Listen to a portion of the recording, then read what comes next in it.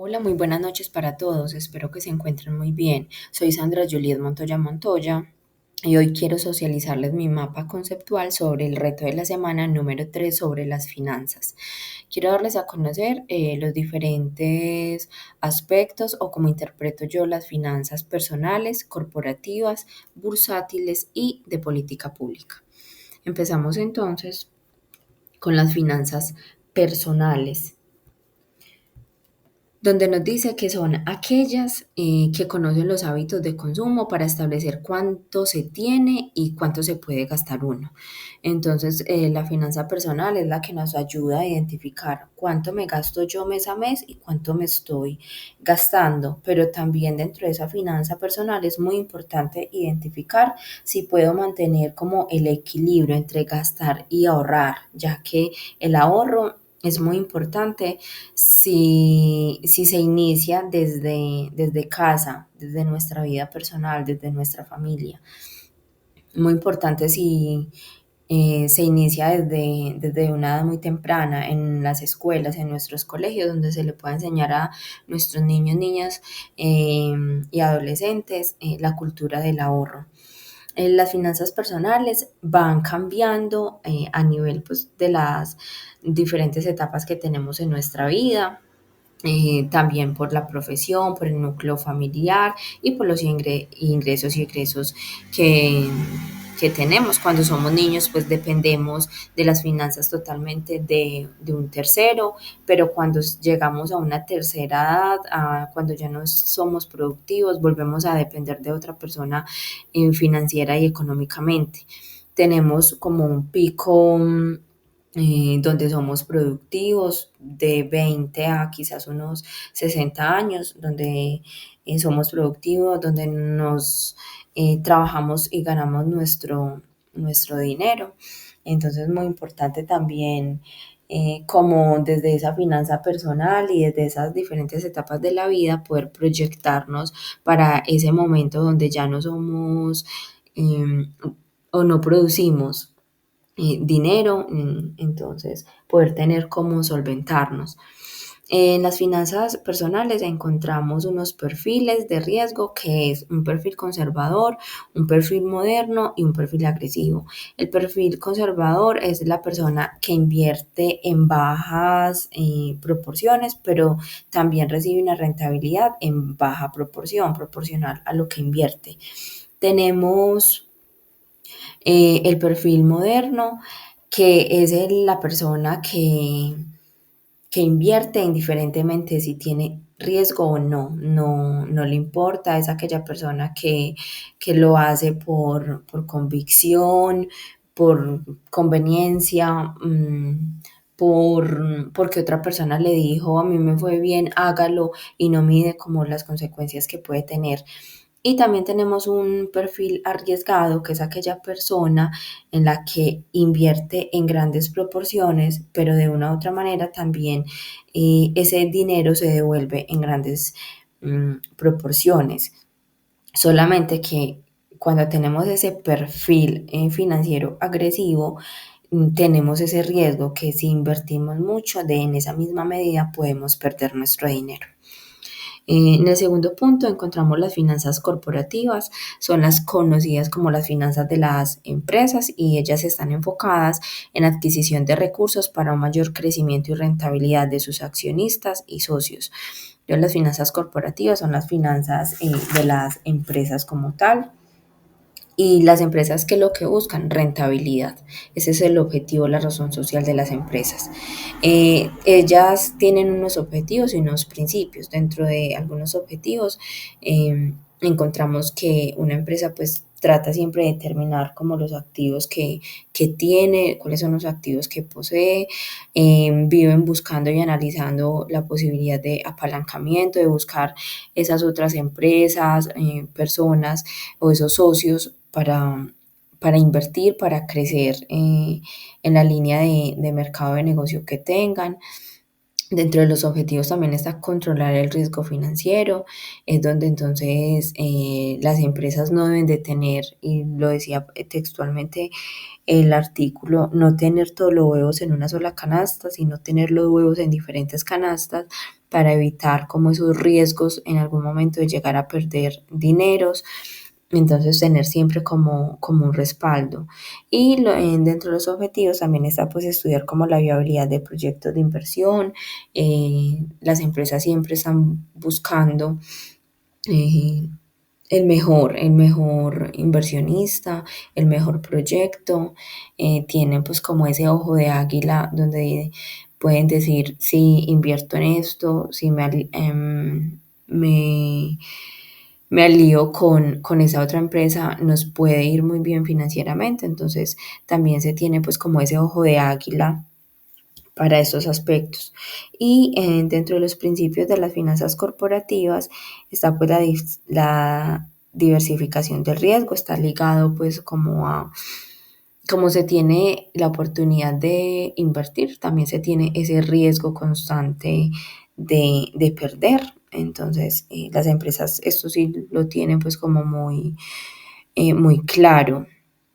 La gestión del capital humano es súper importante para una empresa, por no decir que es uno de sus recursos más importantes, ya que el capital humano hace que una empresa crezca o que la empresa pueda llegar inclusive hasta una bancarrota. El valor temporal del dinero, ya que este depende mucho de la inflación o la deflación que se pueda tener dentro de la economía del país. Entonces, en algunos momentos pueden ganar y aumentar sus activos y su patrimonio o su capital pues neto o bruto, pero también pueden tener como ese riesgo así grande de perder.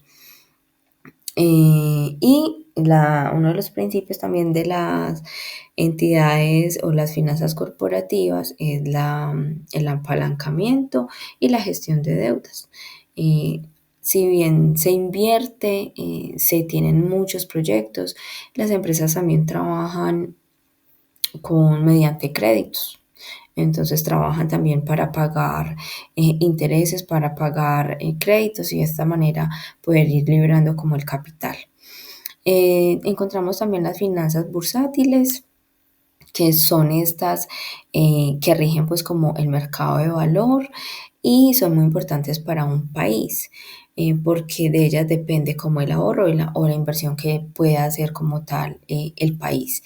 Entonces, en estos negocios bursátiles encontramos productos bancarios, encontramos que podemos tener cuentas de depósito, cuentas de inversión, planes de pensiones, encontramos muy importante pues la bolsa de valores es muy importante en este negocio bursátil, que de ella dependen muchas cosas, del dólar, del precio en nuestro país, por ejemplo, del comportamiento del precio del café, del precio del petróleo, del precio del oro, que son como los, los mercados que vemos día a día que nos están informando si suben o bajan los precios y de ahí depende mucho como los demás negocios y los demás mercados. En nuestro sistema financiero colombiano está regido pues por el Banco de la República, que es quien da a conocer cuál es el DTF que van a tener las entidades financieras para realizar sus diferentes créditos y los intereses que vamos a tener o que vamos a adquirir las personas, seamos naturales o jurídicas, con las entidades financieras, los bancos, las cooperativas. Bueno, son muchas entidades que hoy en día tenemos que nos pueden prestar dinero. Y también encontramos entidades pues como la superintendencia, que también está encargada de vigilar, de controlar que no se especulen precios, que tampoco haya una especulación muy alta del interés. Entonces, las finanzas bursátiles son muy importantes para la economía general de un país. Y por último tenemos las finanzas de política pública, que son aquellas que estudian los ingresos y los gastos públicos de todas las entidades estatales y gubernamentales, ¿Qué es lo que analiza una política pública? O estudia si hay un equilibrio entre el déficit y el superávit. El déficit nos dice que es cuando las entidades gastan más de lo que adquieren, de los ingresos que tienen. Esto se ve mucho en las administraciones municipales, en las gobernaciones, en la misma nación, donde siempre se gasta o nos gastamos más de lo que nos ganamos. Entonces esto siempre hace que haya un déficit financiero en las instituciones y que afecte directamente a las políticas públicas porque al no tener un buen superávit, o sea, unos buenos ingresos, no se va a tener el dinero suficiente para invertir en las políticas públicas de salud, educación, alimentación, infancia y adolescencia, en seguridad, en tantas políticas públicas que vemos y que tenemos hoy en día. Otra cosa que también afecta a la política pública es la deuda que el Estado adquiere con terceros, que adquiere con el Banco Interamericano, que adquiere con grandes potencias como Estados Unidos. Entonces, si desde la nación no se cumplen como con esos créditos, llamémoslo así, con esas obligaciones financieras, pues esto va a hacer que la nación tenga cada día menos capacidad de endeudamiento, que le lleguen menos recursos. ¿Y esto en qué se convierte? Se convierte en menos subsidios para la población, se convierte en el incremento de impuestos porque esta sería la manera de buscar recursos para poder financiar las políticas públicas.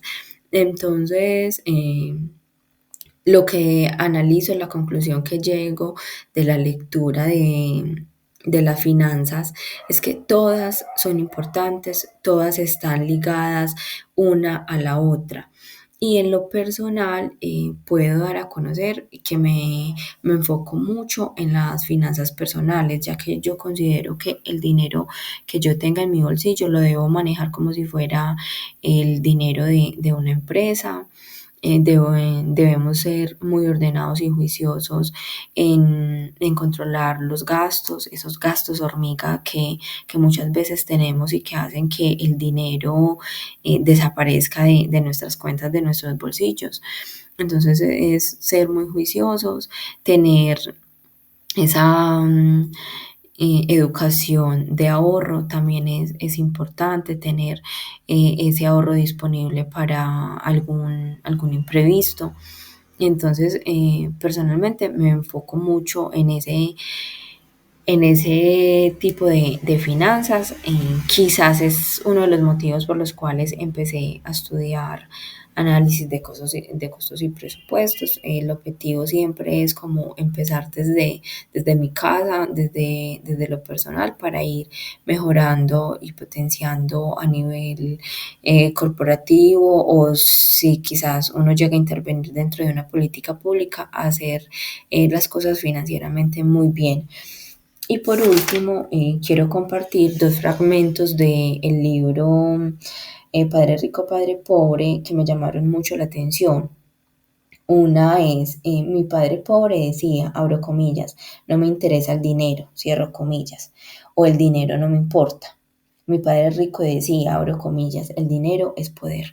Me gusta mucho esta frase porque en el día a día eh, se ve mucho. Quizás el dinero no es lo más importante, pero nos ayuda mucho a tener calidad de vida, a tener buena salud, educación, em, vivienda. Entonces el dinero nos ayuda a tener una calidad de vida muy buena. Podemos tener una estabilidad financiera, estamos tranquilos. Cuando muchas veces hay una ausencia de recursos económicos en la sociedad, de ahí que se llegan como